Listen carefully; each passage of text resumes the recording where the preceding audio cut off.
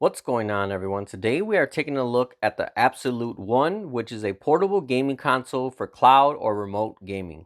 Taking a look at the specs, this has a 16.9 7-inch 1080p touchscreen display, up to 8 hours of battery life, Hall sensor triggers and joysticks, runs Android 12, and has 4 gigabytes of RAM and 64 gigabytes of internal storage.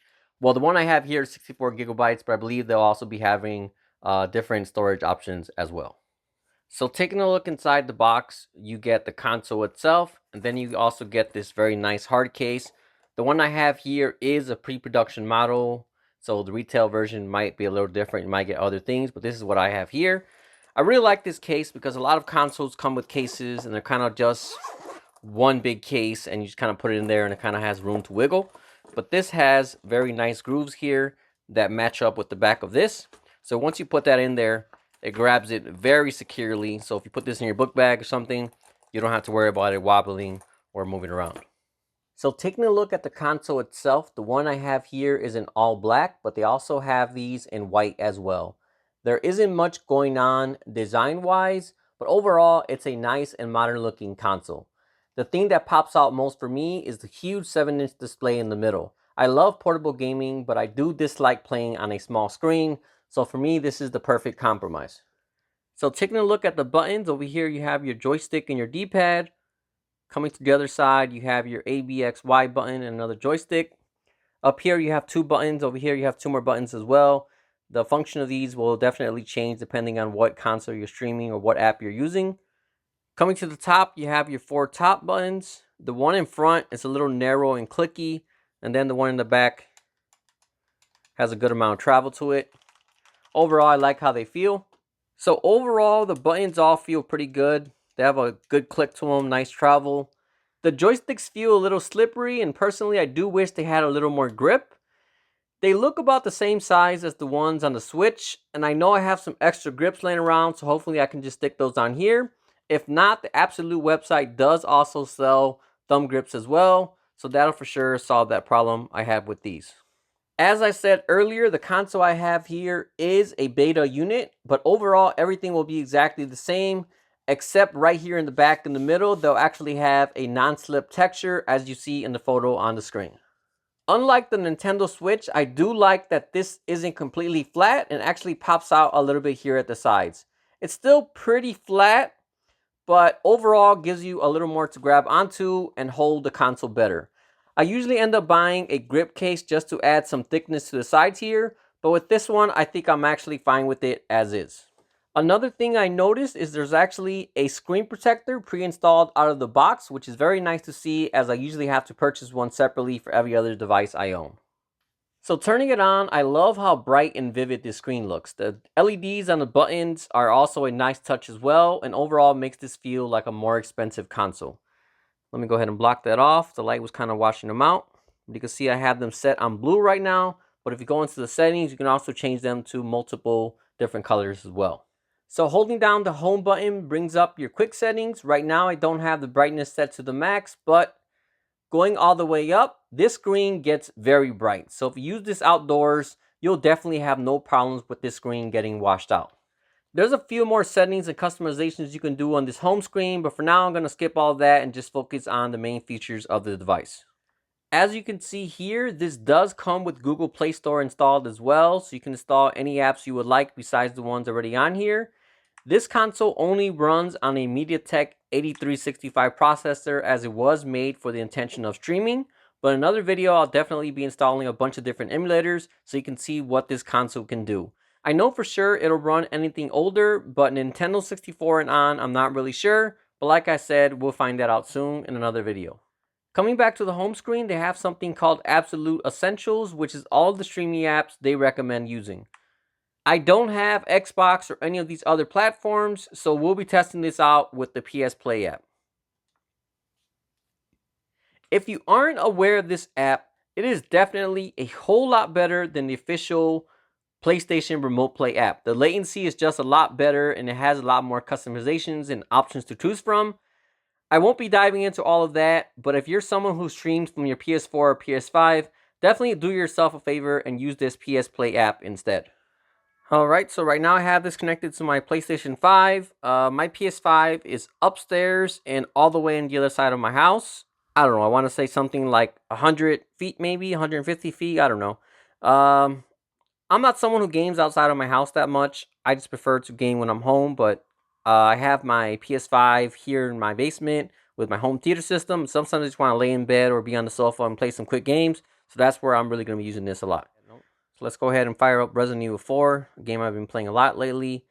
But yeah, besides playing this at your house, you can also play this at work or outside or waiting in your car to pick up somebody, whatever you want. Because besides on your local network with remote play apps, you can also connect through your wireless connection to your home Wi-Fi. You just got to make sure you have a good enough Wi-Fi connection at home to support streaming. I mean, if you don't, you can always lower the bit rate and do little modifications in the PS Play app to get it to stream a lot better. So that's why I kind of like the PS Play app as well. With the PS Remote Play, it's kind of just you get what you get, and it'll do its own buffering in the background. But with this, you could mess with it and tweak it and get it however you like.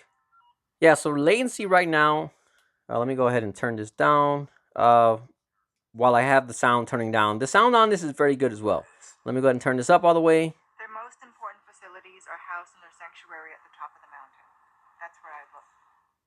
Definitely pretty good. I've used some devices where the sound was very, very tinny and just wasn't very enjoyable, but this is definitely pretty good sound for gaming.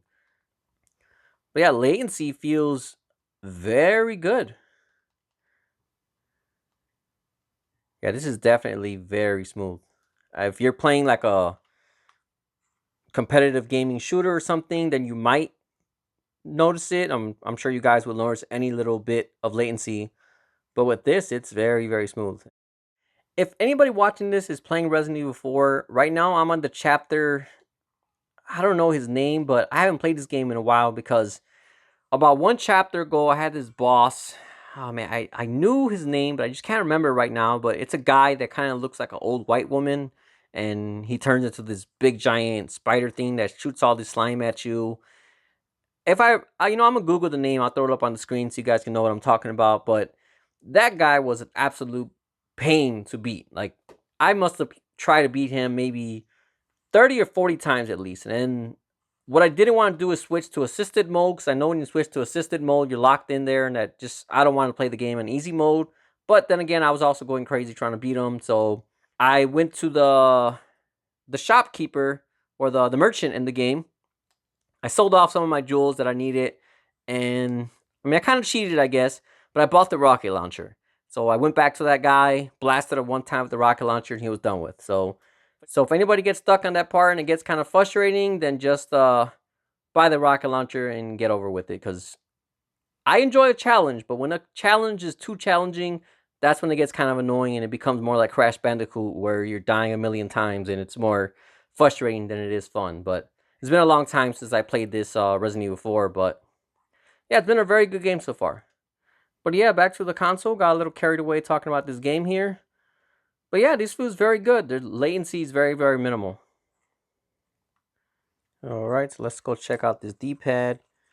It's pretty good. I mean, I feel like it might be hard if you're playing like old school classic games where you want to do a combo, but you could see it moves pretty good. So not the best D-pad, but it's also not that bad either. Alright, so earlier I did notice a few frame drops on the game where it kind of lagged a bit, but that's nothing to do with the console. That's just my internet is very bad. I have this app on my PC as well. I used to have it on my phone as well, and occasionally I'll get some frame drops, but it's just in my house, Wi-Fi just doesn't transfer very well through the walls, especially if I'm on the other side of the house. But so yeah, with any gaming console like this, as long as you see it running smooth as it is now, very low latency, if you see random drops, that's most likely related to something in your router settings. You got to forward some ports or do something in there, and then eventually you'll get it to run a whole lot smoother. There's a whole lot of settings you can mess with to improve that, but at least 90% of the time, it's running very, very smoothly.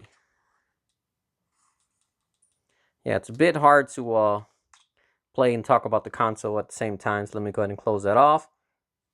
Alright, so I know PlayStation just announced their new console, the PlayStation Portal Personally, I was really hoping for another PSP or Vita 2 or something, but I guess we just got the streaming console. But if you're interested in the PlayStation Portal, I would highly recommend going with this one instead, because with the PlayStation Portal, you're locked into just PS4 and PS5. With this, you got Google Play, you can do Xbox, Moonlight, and just about any other streaming application out there as long as they have an APK to go on an Android device. So with the PlayStation Portal, you do get the larger screen and the PlayStation controllers, but this is going to be about the same price, if not equal. So between the two, I would definitely pick this one. Overall, this is definitely a great streaming console that does everything it was made to do very well. Not only that, but it's also very affordable. So if you're currently shopping for a handheld streaming console, the Abxylute One is definitely a great option to consider. Alright, well that about wraps up this video. As usual, if you have any questions at all, feel free to drop me a comment. Otherwise, thanks for watching, and I'll see you all next time.